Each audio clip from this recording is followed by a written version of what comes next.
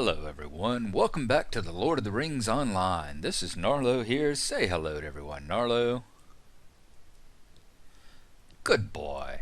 When last we left off, we were here at the camp of Bert, Tom, and Bill.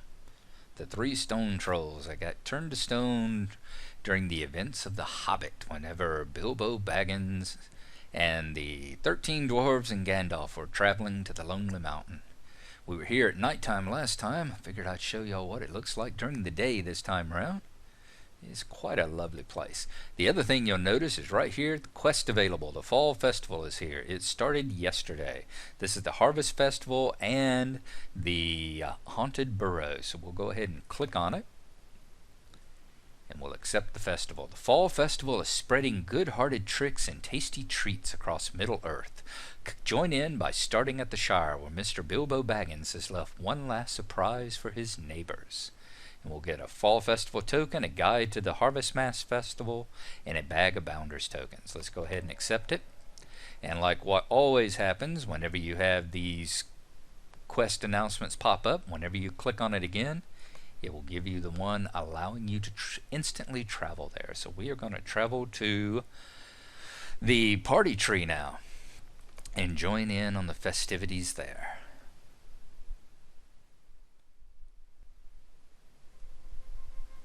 Wow. You may notice it taking you an awful long time to log in. If you camp out in this area, or if you travel like what we just did, you may notice it taking a long time. It probably took 4 or 5 times longer than normal for it to load in the area. That is because with it being only the second day of the festival in particular, it is extremely crowded over here. As you see, it is slowly loading in all the NPCs, and I'm sure the PCs will load up here in just a second as well. Okay, I am going to see if I can find... First thing I'm going to hit, Harvest Provisioner, I think, here. Hopefully they will have a sell. Let's see. Yes, they have a sell button. Because we need to get rid of the loot that we got whenever... Oh, come on. The loot that we got whenever we were trying to find the trolls last time. Excellent, we got that taken care of, and we got a bag of Bounders tokens for having accepted the quest and traveling here. So let's see how many we got. 20 tokens, awesome. Okay, that brings our total up to 820 on him right now, and we are aiming for that, I think, 1450, so that I can get the steed of Michael Delving on him as well. Now, as you come over here toward the Haunted Burrow, let's see how many people are about in this area. Not too many. It is 4:30 in the morning here where I am. I was expecting a good many more, though. This tends to be, I've noticed Nimrodale tends to be, I don't know, a West Coast server perhaps? Because it does seem to be awful lot more busy late at night than it does, late at night for me here on the East Coast, than it does whenever I'm on it more normal times. Okay, we're gonna go run the apple tub over here. I'm not gonna run through the whole festival. I think I have before. I may run through some of the stuff in the Haunted Burrow though, but there are these little areas here. The party tree has got the apple tub. Over at Thorin's Hall, you've got the geodes that you have to pick from. How may I help you? At Dualand, you've got a scroll chest that you pick out of. And over at Bree, you have a pumpkin patch. And they'll always pick, there's 3 levels, in this case, small, medium, and large. At like the elves where you get the scroll, it's like simple, elegant and magnificent or something, and each level gives you 1, 2, or 3 tokens. And this is also where you trade in the Pumpkin Festival masks. And for the hobbits, it's a Pumpkin Festival. For the dwarves, it's a Bucket Festival mask, and I forget what the other 2 are. We're going to go ahead and trade that one in for a Fall Festival token. And our tokens are now Up to 2. Fantastic. So there you go. It's going to let y'all know the festival is going on. A couple of easy ones to do. Of course, they've got the horse races, and this guy here will give you a little bit of coin. Might I have a word with you? For traveling and talking to the 2 different horse masters. And this guy over here, the trickster, has got a quest where you have to go around. You got... Hello there. Might I speak with you a moment? He gives you 20 minutes to travel around this area, find 4 hobbits who will say something to you. They'll have the little blue ring with a quill through it. They will tell you a little story, and then you have to figure what emote they want you to perform for them. So, like I said, 20 minutes, and the difficult part, number 1, if you don't know where they are, the difficult part is finding them, and then figuring out what emote, because as y'all know, we have an awful lot of emotes here. So it's one of those things you can't really do a hit or miss type situation. See, there we go. There's all the different list of emotes that you can do. And those are the standard ones. It's not just a hit or miss situation as far as that, because if you just don't have the time to run through all that list. So pay very close attention. They give you a clue in what they do as to what emote they want you to do. I'm not going to run it and spoil it, but I will tell you one of the people is in this area. The area here of the hill and the party trees, where you find one of them. The other 3 are down in the Hobbiton area. Not necessarily the exact town itself. They could be just outside the borders of it. But the other 3 are right down here in this area. If you go up to the east road, you've gone too far. If you're out in this field, you've gone too far. And if you get over here to where the fishing stuff happens, you've gone too far. So that right there, without telling you, will at least narrow down the search for where they are. It's a little confusing because the guy that gives you the quest over here tells you they're in the Hobbiton Bywater area. So I was going all the way over into Bywater trying to find them, and none of the 4 are over there. Okay. Next up, we have all the Haunted Burrow stuff over here. Once you get the Haunted Burrow quest, you've got 1, 2, 3, 4, 5... 6. I thought she had one. Maybe she just has one if you're an in-league member. Yeah, so I don't have that one yet. So 1, 2, 3, 4, 5. 5 people that have quest. Once again, I believe 2 of these are quests that you can complete at any amount of time. You can only pick one of these quests at a time, so you have to choose which one you want. 2 of them do not have a time limit. They're often the best ones to pick if you're not familiar with the Burrow. They're the best ones to pick because that allows you to wander around in the Burrow, find what they're looking for, and kind of get familiar with the layout of the place. It's divided into 4 sections, and then the other 3 have timers on them, and you have to complete them in a certain amount of time. The Burrow here has the main hall section.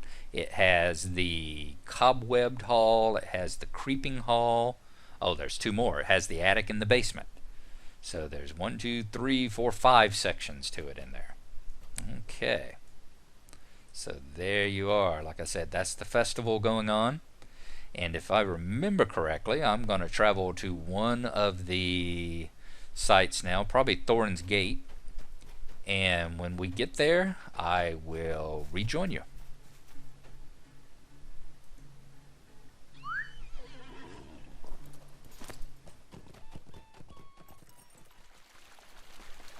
And we are approaching the tavern down here in the basement of Thorin's Hall, coming through the mines. This is where the main quest stuff happens here. As you see, instead of the apples, they've got a box of geodes, so a true dwarf can always tell a faultless geode by touch. And where we had the small, medium, and large apples, over here we have the geodes, and you hand it in to him. Greetings, traveler. And in his case, how may I be of assistance? You have the cracked geodes, the pristine geodes, and the faultless geodes. And like I said, they give a bucket festival mask. There's a different one for the men and there's a different one for the elves. So all 4 of them give a different festival mask. This festival here actually started so many different things. It started the bucket festival. It started the festival mask. You know, there are several festivals that have different masks now. It started and it was the one that rather infamously started the quest or the materials where you get the items and throw them on other people and make them do emotes. Like set them on fire, or one of the ones here is called jar of bugs, and you can throw it on someone and it'll make them jump up and down in place while they're stomping the bugs that are crawling on them. Yeah, the involuntary emotes. This is the festival that unfortunately started that one as well, which is not terrible. It's just that, you know, it's really ripe for griefing. Although you can turn it off, and I do recommend, if it bothers you, to turn them off. It's in the user interface options. I think it's under social, if I remember right. Social options, down to the bottom. Yeah, there we go. Enable involuntary emotes. If you click that box off, none of the emote items will be able to affect you. So you've got that situation. Yeah, but otherwise it's got all the stuff here. This is what I was thinking. Yeah, each one of the places, you saw the one over there at the party tree. Each one of the 4 areas also has a trickster, and as you see, You have come at a most fortuitous time. He's got 4 dwarves that you have to find out scattered through all of Thorin's Hall here, and do a emote for them. And as usual, you'll get a dwarf mask token. This is where you get your token to buy the different masks. Or you can get the Fall Festival tokens, and you get a bag of Bounders tokens. Almost all the quests give you a bag of Bounders tokens, except for the ones like the geodes. Now the tricksters, there's 4 tricksters, 1 at each area, the elf, dwarf, men, and hobbit. Once you finish them, those are dailies. The horse races are dailies. The 5 or 6 people sitting outside of the haunted burrow, their quests are dailies. These here, the geodes, the apples, the pumpkins, and the scrolls, those are more like the hobbit races and the dwarf races from back before, and that these are available to do once an hour. These are hourly quests. And inside, well, I am going to have to do an episode where I go inside of the haunted burrow, I can see, because there's stuff to show you in there, which will count as a spoiler. So I'm going to do a spoiler episode where I run through quests and stuff like that. But it will be, as I'm saying here, clearly labeled as a spoiler, because I will be showing you where things are and how to complete quests. And at least the first time, it is a lot of fun. It does give you a sense of accomplishment and all, that you find them on your own.